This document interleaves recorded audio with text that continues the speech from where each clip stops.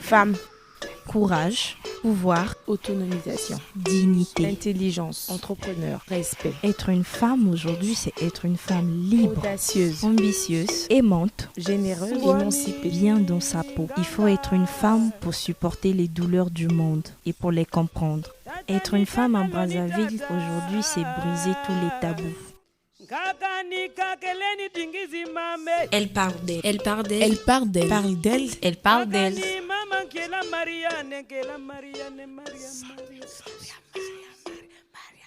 Je suis Destiville Kounouk. Je suis Mondésir Kando. Je suis Prestille et tout. Bienvenue dans Kitoko Girls.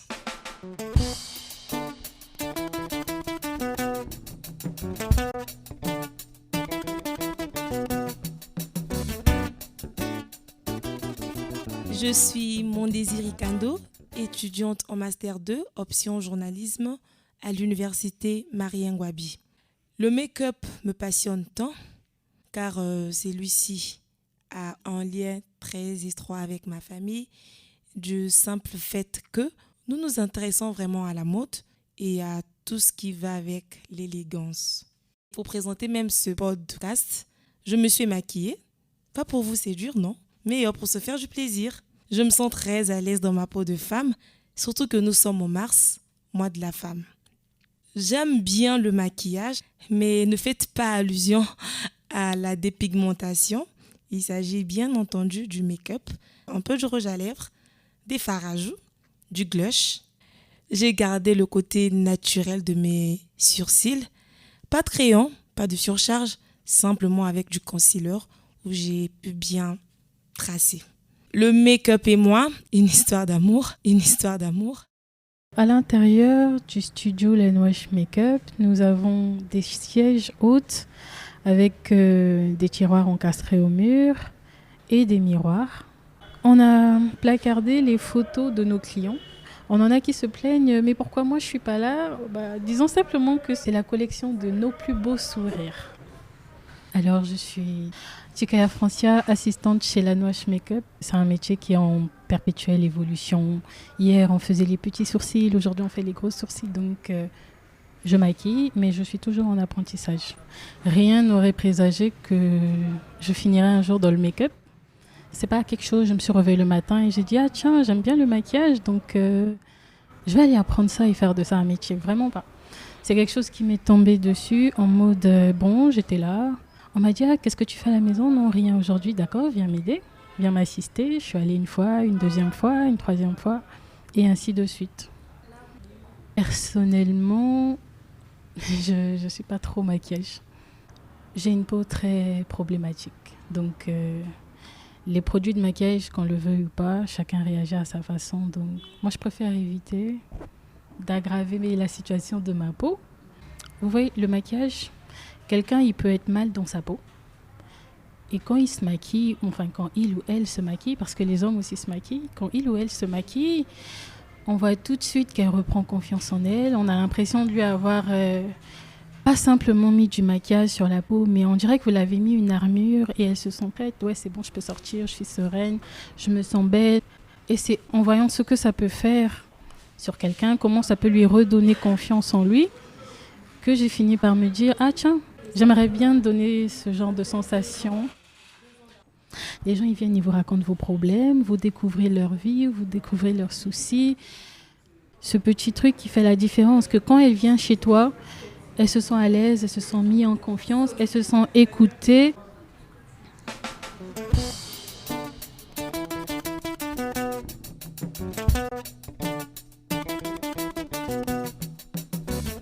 Kitoko Girls. Je suis Prestille et tout, étudiante en deuxième année de master journalisme. Je suis une maquilleuse et c'est un métier qui me passionne depuis toute petite. La première fois où j'ai maquillé une personne, j'avais à peine 12 ans, je me rappelle. Et la cliente était satisfaite de mon travail. Bien qu'au début, elle hésitait un peu parce qu'elle se disait « c'est une petite fille qui va me maquiller », donc elle ne voulait pas. Après, elle a apprécié le travail. Déjà, pour vous dire, je n'ai pas été formée dans un centre de formation. Je l'ai plutôt appris par moi-même avec le numérique, en suivant des tutos sur YouTube pour me perfectionner encore et encore. Parce que j'ai une vision très large qui est de former un jour des jeunes filles non scolarisées et des mères célibataires, qu'elles puissent avoir un métier pour devenir des femmes indépendantes. Par contre, moi, je n'aime pas me maquiller chaque jour juste lors des cérémonies parce que j'ai une peau sèche et très sensible. Je souffre d'une maladie de peau dénommée urticaire. Donc, j'évite de mettre des produits sur mon visage parce que je suis allergique. Ma peau ne supporte pas certains produits du make-up tels que le fond de teint, l'eyeliner, les fards à paupières, le rouge à lèvres et bien d'autres. Jeune fille, femme, monsieur, la question de savoir, mais d'où vient vraiment le maquillage? Monsieur Stevio Barral, historien, nous en dit plus. Sur le plan historique et culturel, le maquillage en Afrique et dans les sociétés bantoues notamment n'est pas un fait nouveau. Depuis des temps anciens, le maquillage était pratiqué. Cependant, il n'avait pas les mêmes fonctions sociales. Déjà avant même l'arrivée de la colonisation française dans le cas du Congo-Brazzaville, dans les sociétés Ngala, les sociétés Mbossi, Mboko, les sociétés Téké et Congo l'ont pratiqué le maquillage. Chez les Batéké, par exemple, jusqu'à aujourd'hui, lorsque vous regardez la reine Ngaliforo, vous allez constater qu'elle est maquillée.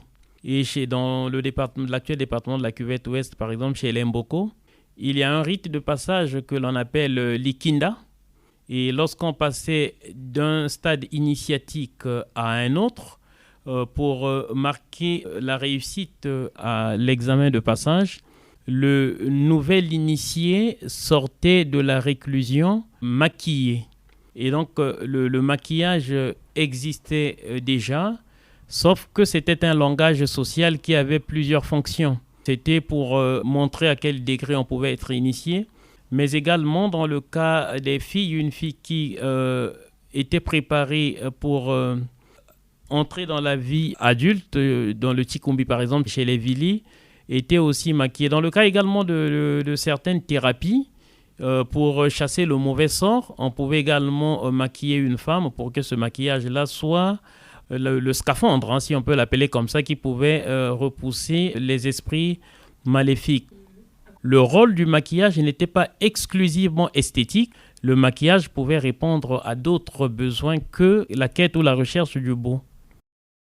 Je suis Destéville Kounouk, étudiante en 2e année de master option journalisme à la faculté des lettres, des arts et des sciences humaines.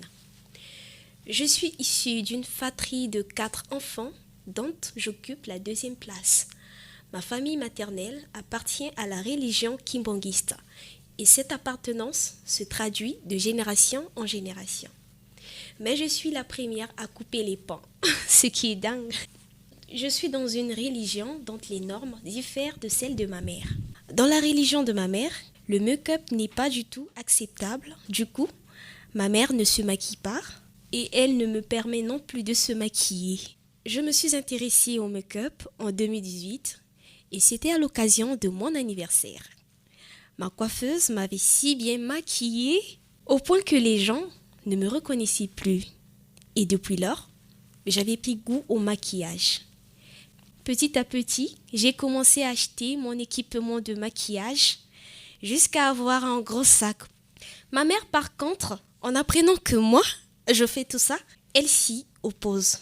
Vu la distance qui nous sépare, au téléphone, elle m'interdit de se maquiller parce que pour elle, c'est l'affaire des sirènes. Ça me fait rire. Mais personnellement, sans subir une pression quelconque, je me préfère naturelle.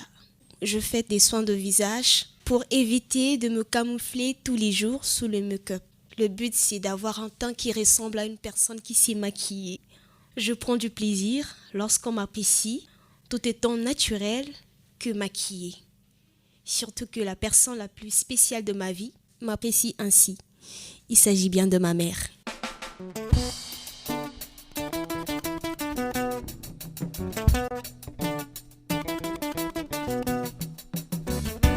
Kitoko Girls.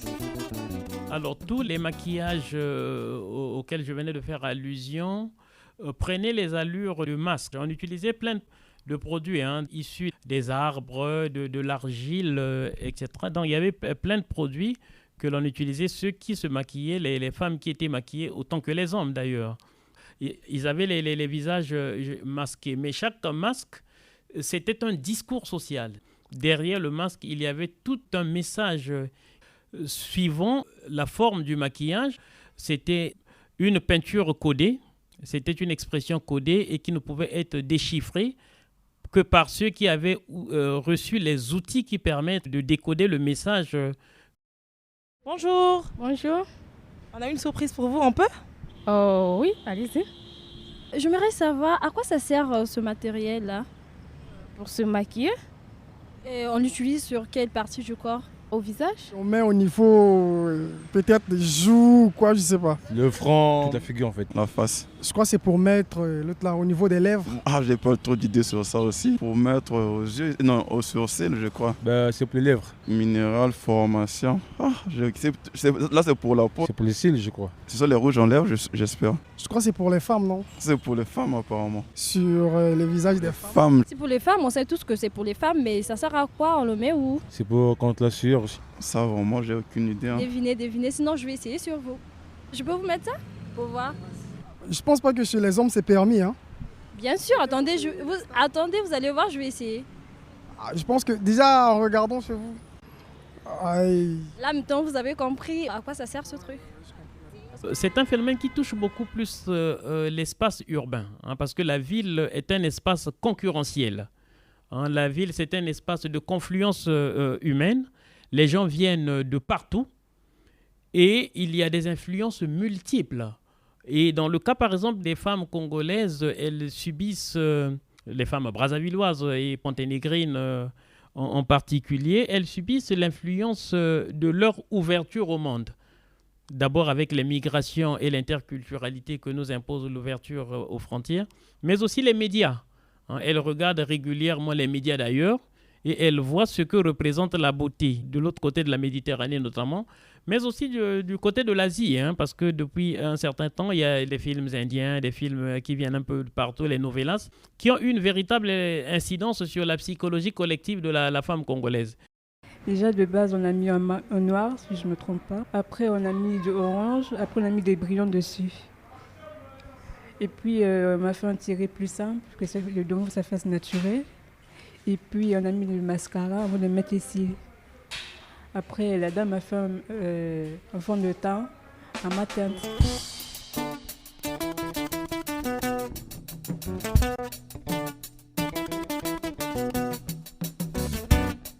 Kitoko Girls. Aujourd'hui, lorsqu'on parle du maquillage, on fait allusion à la femme qui ajoute une petite touche artificielle à la beauté naturelle qu'il a reçue à sa naissance. Mais au début des années 80, donc vers la fin des années 70, au début des années 80, lorsqu'on parlait du maquillage, on faisait allusion à ceux qui se décapaient la peau. Ce n'était pas simplement mettre quelques petits trucs au visage, mais c'était changer sa couleur de peau. Ce maquillage-là résulte à bien des égards d'un choc culturel, du contact de l'Afrique avec l'Occident. C'était un phénomène à la mode qu'on appelait le maquillage et plus tard on l'appelait le maquillage à outrance. Et quand on parlait de quelqu'un qui se maquille, au début des années 80, ça ne sous-entendait pas que quelqu'un qui a mis juste quelques petits trucs sur le visage. Mais ça sous-entendait des gens qui utilisaient des produits parfois dangereux pour changer leur couleur de peau avec les conséquences sur la santé que l'on connaît aujourd'hui.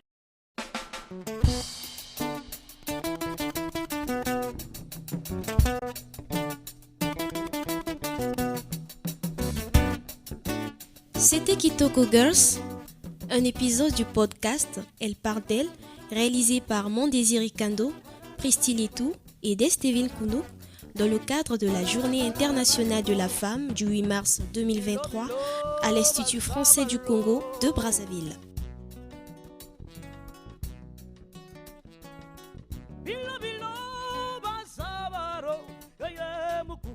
Remerciements à l'Institut français de Brazzaville et tout spécialement à Laurette Chaunet, Arnaud Missamou et Coleman Bonheur.